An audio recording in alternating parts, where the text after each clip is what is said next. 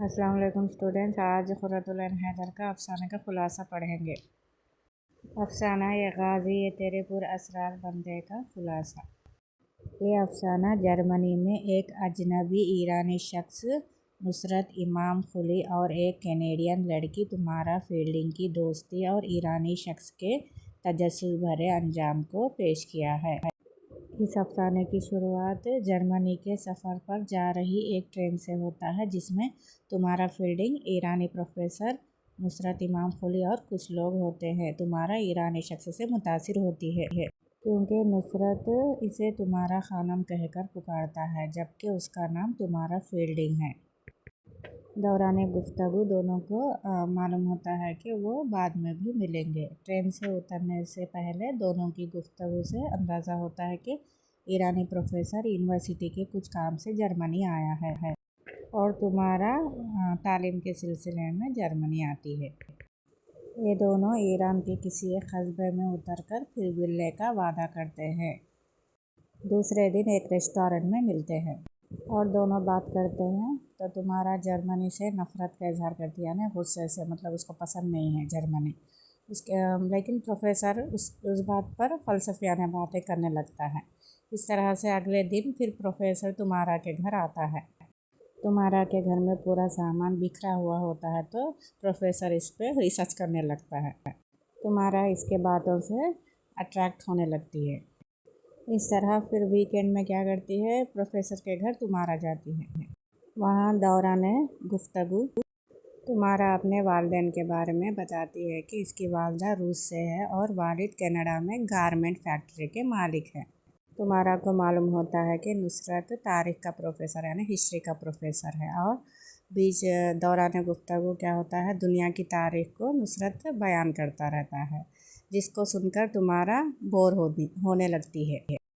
तुम्हारा गैर शादीशुदा थी, जबकि प्रोफेसर की बातों से लगता था कि वो शादीशुदा है और इसकी बीवी के अलावा 5 बच्चे भी हैं।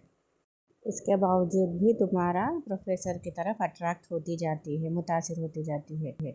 इस तरह से दोनों जर्मनी में मुलाकातें करते रहते हैं और दौरान गुफ्तगू नुसरत क्या करते हैं, दुनिया की तारीख़ आदम अलैहिस्सलाम से लेकर आज तक की तारीख़ को बातों बातों में बयान करने लगता है।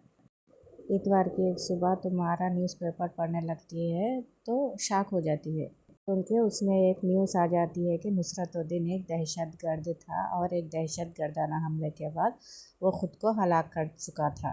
इसका नाम नुसरत भी नहीं था, कुछ और ही लिखा था। दहशतगर्द यानी एक क्रिमिनल था जो हमला करते करते ख़ुद को भी हलाक कर लेता है और उसका नाम भी चेंज रहता है अखबार की न्यूज़ में। इस न्यूज़ को पढ़कर तुम्हारा शॉक रहती है और वह अजनबी शहर में अनजाने में ही एक दहशतगर्द की दोस्त बन चुकी थी और उसकी शख्सियत से इस कदर मुतासिर थी कि उसका अंजाम देखकर और उसकी दोहरी शख्सियत देखकर वो हैरान रह गई थी। वो दौरान गुफ्तगू अरबों की बड़ाई और मगरबी अक़वाम से अपनी मुखालिफत का इजहार करता था और तुम्हारा जैसी कैनेडियन लड़की से दोस्ती करके झूठा नाटक करके वो मगरबी कौम से बदला लेना चाहता था और आखिरकार जर्मनी में दहशतगर्दाना हमले में हलाक होकर अपने अंजाम को पहुंच गया था।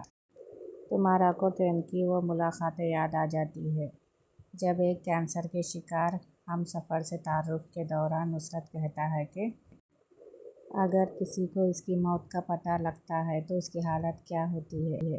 नुसरत भी एक मिशन पर रवाना था, मौत के मिशन पर, लेकिन वो बहुत ही सुकून से था।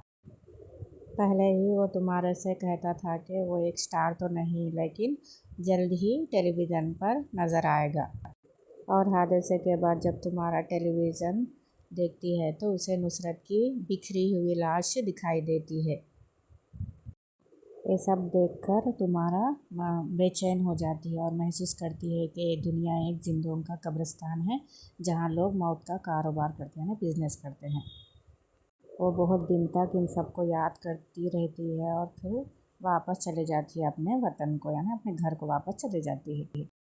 इस अफसाने में खुर्रतुल-ऐन हैदर यही कहना चाहती है कि किस तरह से लोग अजनबी यानी अननोन पर्सन से بہت جلدی جو دوستی کرتے ہیں اور ان کی باتوں پر یقین کرتے ہیں کہ ہاں وہ جو بول رہے صحیح ہے، لیکن حقیقت میں ایسا نہیں ہوتا۔ کچھ لوگ دھوکے باز بھی ہوتے ہیں جو اپنے مقصد کے لیے آتے ہیں۔ تو اس افسانے میں قرۃ العین حیدر اس افسانے کی شروعات ایک ٹرین سے اجنبی شخص کی ملاقات سے کرتی ہے اور آخر میں تمہارا اس کی باتوں سے، پروفیسر کی باتوں سے پھنس کر اس پہ اٹریکٹ ہونے لگتی ہے، اس کو باتوں کو سب سچ ماننے لگتی ہے، اور آخر میں نصرت کا سچ اس کے سامنے آ جاتا ہے اور وہ شاک رہ جاتی ہے۔ اس کے بعد وہ سب پورا فلیش بیک میں جا کر اس کی نصرت کی باتیں یاد کرتی ہوئی پھر واپس گھر چلے جاتی ہے، اپنے وطن کو چلے جاتی ہے۔ اس افسانے کا مرکزی کردار یہ ہے کہ قرۃ العین حیدر اس افسانے کے ذریعے سے دنیا میں مشرق و مغرب یعنی ایسٹ ویسٹ کے جو بھی جھگڑے ہوتے ہیں، تصادم ہوتے ہیں، اس کو بیان کرتی ہیں۔ اس میں انہوں نے ایرانی پروفیسر نصرت الدین جرمنی کا سفر کرتا ہے اور ایک کینیڈین لڑکی تمہارا سے دوستی کرتے ہوئے اسے دھوکہ دیتا ہے اور جرمنی میں خودکش دھماکے کر کے خود ہلاک ہو جاتا ہے اور اپنے مقصد کو پا لیتا ہے۔ دوران افسانہ قرۃ العین حیدر نے انسانی تاریخ کے مختلف ادوار اور انسانی تہذیب کے اتار چڑھاؤ کو پیش کیا، جس میں عربوں کی عیسائیوں اور یہودیوں سے دشمنی اور انسانی نسلوں کی ایک دوسرے پر اجارہ داری کی کوششوں کو نفسیاتی انداز میں پیش کیا ہے۔